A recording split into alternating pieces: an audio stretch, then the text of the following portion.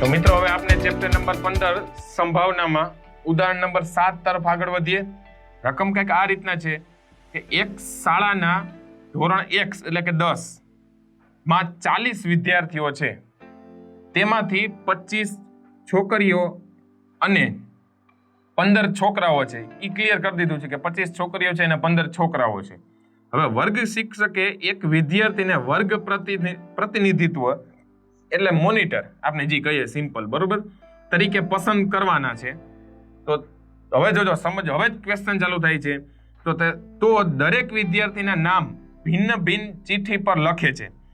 એટલે એનો મતલબ કે શું, ધારો કે કોઈ બધી ચિઠ્ઠી એમને કરી નાખી છે, 25 છોકરીઓના નામની ચિઠ્ઠી અને 15 છોકરાઓના નામની ચિઠ્ઠી લખીને વ્યવસ્થિત આમ પેક કરી દીધી છે. રેડી પર લખે છે અને ચિઠ્ઠીને આપણે ઉપાડવાની છે આ રીતના. અને બધી ચિઠ્ઠી પાછી છે કે એક સમાન જ, કારણ કે નકર ઈ આપણે પાછું ઓલી રીતના જોવું પડે કે પત્તા હોય તો ઉપરની ધારો કે ડિઝાઇન હોય તો આપણે ખ્યાલ છે, વાત કરી દીધી કે બધી કેવી હોય, સેમ જ હોય. નકર તો પાછું ત્યાં પ્રોબ્લેમ પડી જાય, ખબર પડે કે જ્યાં સેમ પત્તું નથી એ આ ધારો કે કોઈ પણનું છે. રેડી, કે એકો હોય, દૂડું હોય, ગમે કોઈ પણ. રેડી, એટલે એક સમાન જ છે. પછી તે ચિઠ્ઠીઓને એમને લેવાનું પૂછે છે. રેડી, અને પછી જે સંપૂર્ણ રીતે વ્યવસ્થિત મિક્સ કરી દે છે, એટલે ક્યાંય ખ્યાલ નથી આવતો કે કઈ ચિઠ્ઠી. પછી તે આખું જે વ્યવસ્થિત બધી ચિઠ્ઠી ભેગી છે તેમાંથી એક ચિઠ્ઠી પસંદ કરે છે, એક ચિઠ્ઠી કાઢે છે અને ચિઠ્ઠી પર જે લખેલ નામ છે એમાં છોકરીનું નામ હોવાની સંભાવના કેટલી અને છોકરાઓના એટલે મીન્સ કે છોકરાનું નામ હોવાની સંભાવના કેટલી અને છોકરીનું નામ હોવાની સંભાવના કેટલી, આ બંને આપણે મેળવવાના છે. હવે વિચાર કરો, પેલા હંમેશા છે ને કુલ પરિણામોની સંખ્યા છે ને આપણે મેળવતા આવડતું હોવું જોઈએ.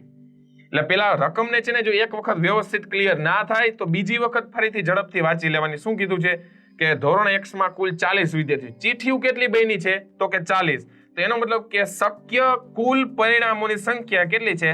40. ક્લિયર આટલી વસ્તુ? યસ. હવે આપણે ક્વેશ્ચન હવે ઉપર આગળ વધીએ. કેની સંભાવના મેળવવાની છે તો કે છોકરીઓને જે ચિઠ્ઠી છે મોનિટર બનાવવાના છે એમાં છોકરીનું નામ આવે તેની સંભાવના. તો આપણે પેલા શું કરશું તો કે ચિઠ્ઠી પર છોકરીનું નામ આવે તેવી ઘટનાને આપણે સૌપ્રથમ પેલા ઈ કહીશું. રેડી, તો આવે તો કેટલા, તો કે એનો મતલબ અંદર કેટલી ચિઠ્ઠીઓ પડેલી હોય, તો કે જેટલી આપણે નામ લખ્યા હોય તો કેમ ખબર પડે તો કે જેટલે નંબર ઓફ છોકરીની મીન્સ કે ગર્લ્સની સ્ટ્રેન્થ હોય એટલી, તો કેટલી છે તો કે 25. તો એનો મતલબ કે એવું હશે કે 40 ચિઠ્ઠીમાંથી 25 ચિઠ્ઠી જ એવી છે કે જેમાં છોકરીનું નામ છે. તો એનો મતલબ કે જો કદાચ આવે બરોબર છે, જે ચિઠ્ઠી લખી એમાં છોકરીનું નામ આવે તો એ 25 માંથી જ આવવાનું છે કોઈ પણ એક. 26મી ચિઠ્ઠીમાં તમે કદાચ બધી કલેક્ટ કરતા જાવ તો 26મી ચિઠ્ઠી કોઈ એવી મળશે જ નહીં કે જેમાં છોકરીનું નામ હોય. રેડી, એટલે એનો મતલબ એવો થયો કે ઘટના ઈ ઉદ્ભવે તે માટે સાનુકૂળ પરિણામોની સંખ્યા કેટલી થશે? 25. રેડી, એટલે આ વાત થઈ છોકરીનું નામ આવે તેની સંભાવના. રેડી, હવે આ જ રીતના બોયઝનું કરવું હોય તો એને તમે 1 માંથી આ જે ઘટના ઉદ્ભવી છે એ પણ બાદ કરી શકો. અધરવાઇઝ તમે એની કેટલી છે? 15 છે, તો 15 ના છેદમાં પણ 40 કરી શકો. બંને રસ્તા આપના માટે સાચા જ છે. રેડી, આપણે બંને રસ્તા ઉપર જઈને આપણે વેરીફાઈ પણ કરી લેશું કે આન્સર સેમ આવે અને આવશે પણ ખરા. હવે સ્ટાર્ટ કરીએ. જો મોસ્ટ ઓફ એક્ઝામ્પલમાં આપણે ખ્યાલ જ છે કે અમે વ્યવસ્થિત લખાણ કઈ રીતના લખવું વર્ણાત્મક સ્વરૂપે, તો જ આપના માર્ક્સ વ્યવસ્થિત ક્લિયર થશે. બરોબર, જેમ તેમ આપણે સમજાઈ દેશું તો વ્યવસ્થિત ક્લિયર નહીં થાય. રેડી, એટલે હવે આપણે સ્ટાર્ટ શું કરીએ કે કુલ 40 વિદ્યાર્થીઓ છે. રેડી, અહીં ધોરણ 1 એટલે કે 10 માં કુલ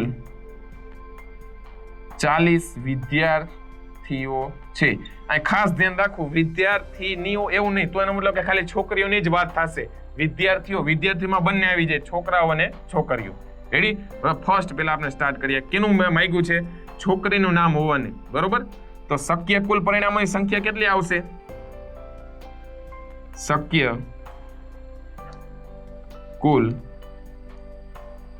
પરિણામોની સંખ્યા બરાબર 40. રેડી, અને છોકરીનું નામ લખેલી ચિઠ્ઠી હોય. રેડી, છોકરીનું નામ ચિઠ્ઠી પર લખેલું હોય તેવી ઘટનાને ઈ કહીએ અને ઘટના ઈ માટે સાનુકૂળ પરિણામોની સંખ્યા કુલ નંબર ઓફ છોકરીની સંખ્યા કેટલી છે? 45. તેથી P of E બરાબર શું આવશે? ઘટના ઈ માટે સાનુકૂળ પરિણામોની સંખ્યા છેદમાં શક્ય કુલ પરિણામોની સંખ્યા, એટલે કે 45 ના છેદમાં કુલ કેટલા હતા? યસ 40 માંથી યસ 25 ના છેદમાં 40, એટલે એનો મતલબ કે આપણે છેદ ઉડાડીએ એટલે શું આવશે? 5 ગુણ્યા 5 અને છેદમાં અહીંયા આવે છે 8 ગુણ્યા 5, 5 5 કેન્સલ એટલે 5 ના છેદમાં 8. રેડી? એટલે આ સંભાવના આપણે કેની મળી છે? P of E, ઘટના ઈ એટલે છોકરીનું નામ ચિઠ્ઠી પર નીકળે એની સંભાવના કેટલી આવી ગઈ આપણા માટે? 5 ના છેદમાં 8. હવે અહીંથી આપણી પાસે બે રસ્તા છે. પેલો રસ્તો કયો? તો કે 1 માંથી કુલ ટોટલ સંભાવના કેટલી છે? 1 હતી સંભાવના.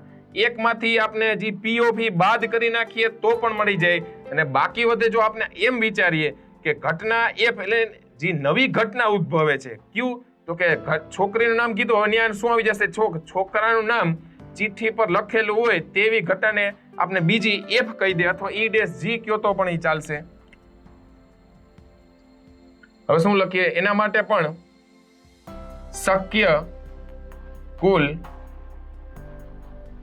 પરિણામની સંખ્યા બરાબર 40. છોકરાનું નામ ચિઠ્ઠી પર લખેલું હોય તેવી ઘટનાને આપણે શું કહી દઈએ? ઈ અથવા તો E' જે પણ કેવું હોય, બીજું નામ આપવું હોય તો પણ ચાલે, E' કહીએ. તો ઘટના આપણે શું લખ્યું છે? E' એટલે E' માટે શક્ય